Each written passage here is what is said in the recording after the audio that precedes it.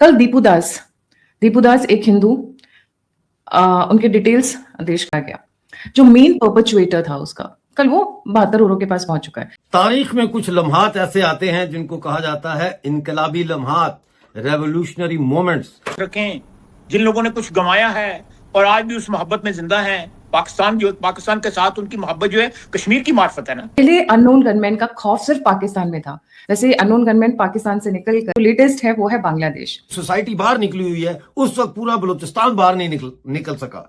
अगर उस वक्त पूरा बलूचिस्तान तो यकीनन पाकिस्तान की रियासत मुकम्मल तौर पर जमीन बोस हो जाती। पता है आप लोग कहां पर हो और आप हमारे रडार पे हो। दूसरा, इंटेलिजेंस एजेंसी को ज्यादा कि आप कुछ भी कर लो, आप उनको बचा नहीं पाओगे। उस पे इनकार किया था, आज भी उस पे इनकार करता हूँ, आपकी विसासत से इनकार करता हूँ। मैंने जो कुछ कहा ठीक कहा, बिल्कुल गलत नहीं कहा। उसकी तारीख में शहादत मिलती है। हो सकता है वो दूर कर लें, लेकिन पीओजे के अंदर इस वक्त जो मामला है वो ये है कि पूरा शहरी आबादी, देहाती आबादी, औरतें, मर्द, बच्चे, बूढ़े, बुजुर्ग सब बाहर हैं।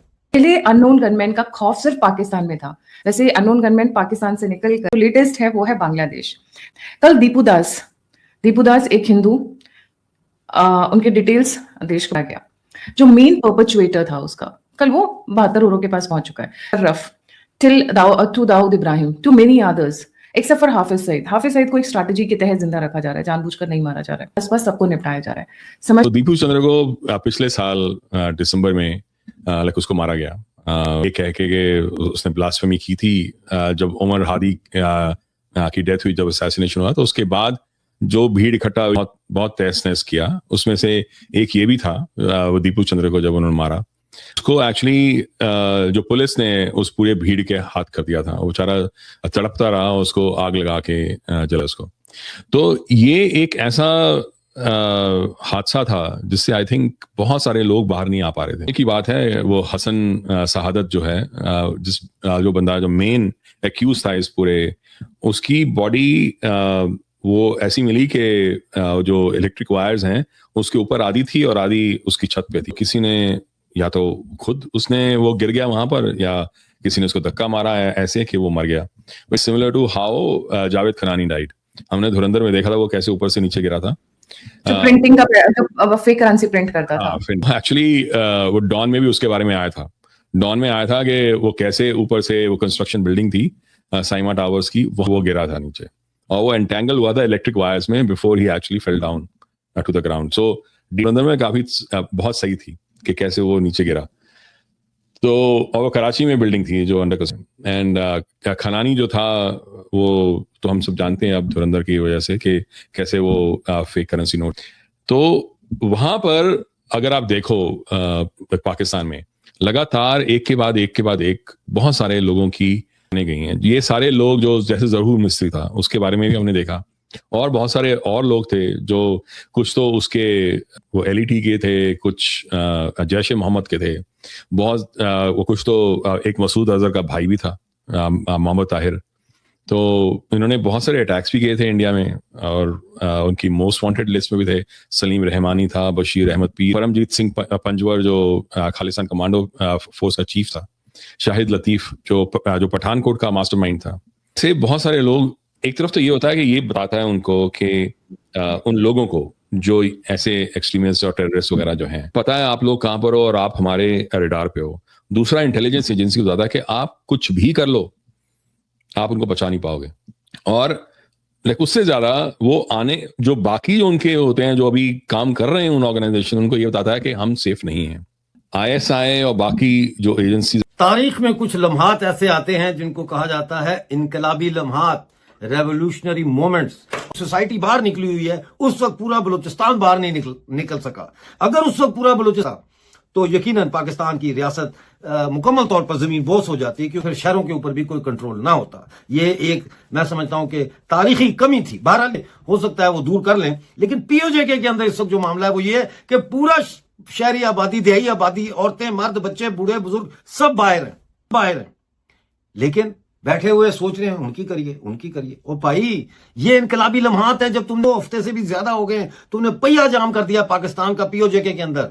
अब ये इनकलाबी लम्हात जाया हो जाएंगे। आप लोगों ने इस वक्त लाइन ऑफ कंट्रोल पार ना की, या वहां ना गए जहां जम्मू कश्मीर के लोग आपके मुंतजिर हैं, आपको के लिए तड़प रहे हैं।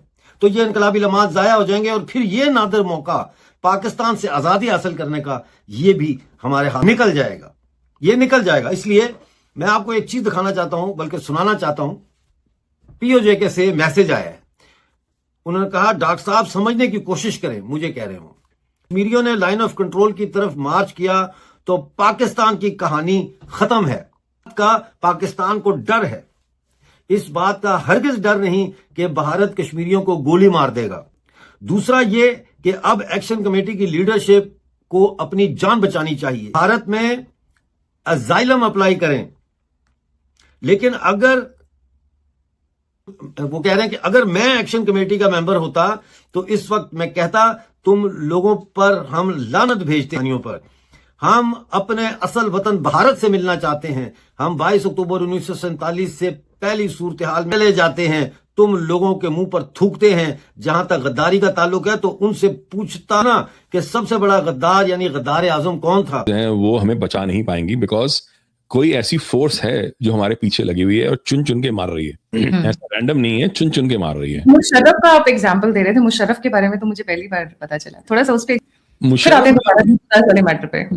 तो मुशर्रफ का बड़ा इंटरेस्टिंग था। वो एक्चुअली वो बड़े लोग नहीं जानते, वो लंदन में था। उसको एमीलॉइडोसिस वो बीमारी होती है। It's a very rare and incurable disease. वो उसका जो प्रोटीन होता है उसकी वजह से होती है। वो ऐसी होती है कि डिसफंक्शन मल्टीपल ऑर्गन फेलियर होता है, उसमें बहुत दर्द होती है, बड़ा बंदा तड़प तड़प के मरता है। तो उसमें उसके उसका हार्ट, किडनी, लिवर सारे धीरे धीरे धीरे करके पूरी तरह से वो खत्म हो जाते हैं, वो फंक्शन करना बंद कर देते हैं। तो अल्टीमेटली बंदा बहुत तड़प के मरता है। वैसे मारा था। अब मैं ये नहीं कह रहा कि उसको किसी ने कुछ दिया तो इसलिए मारा गया या कुछ हुआ।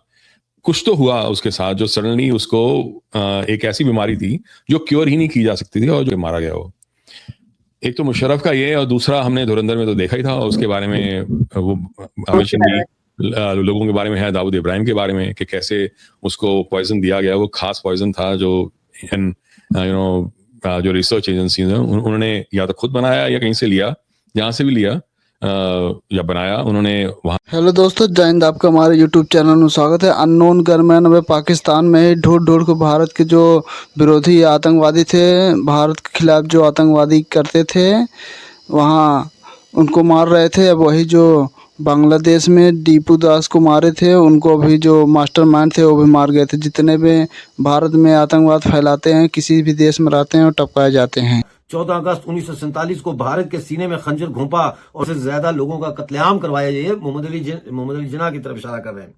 और मैं भारत से मिलना चाहता हूं।